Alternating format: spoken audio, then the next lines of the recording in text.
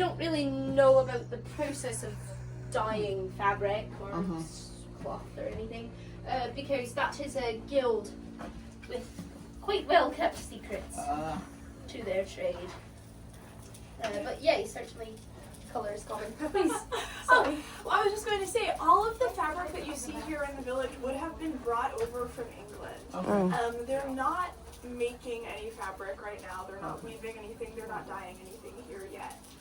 Just because these sort of houses are intended to be temporary. Their colony right now is temporary, and that's because they just don't own any of the land that they're on.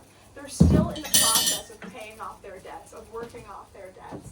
And it's not until they work in service of their contract for about 7 years that they'll end up getting permanent land. So it's kind of not really worth it to set up any sort of permanent buildings or permanent ways of production, because at the end of the day, once they finally get their permanent land, they're not going to own any of the permanent land. That makes sense.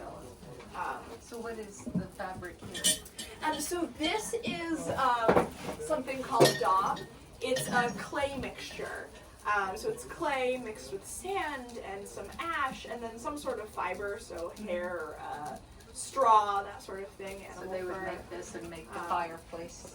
Yeah, exactly. And it's a technique that's also brought over from England as well. So it's not something that they invented here. Though over in England you could, if you had access to it, add other materials into it. So animal dung, blood if you're slaughtering animals, and lime to kind of harden and sort of weatherproof the clay.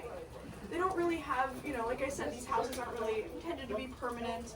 There's plenty of trees around, so they're not really like super worried about finding limestone. So the substitute for that is the wooden boards that you see on the outsides of the houses. It's quite a high roof. Is there anything upstairs? A storage loft above us. How do you get there? It would be through ladder. Yeah, there's a hole here and a hole here.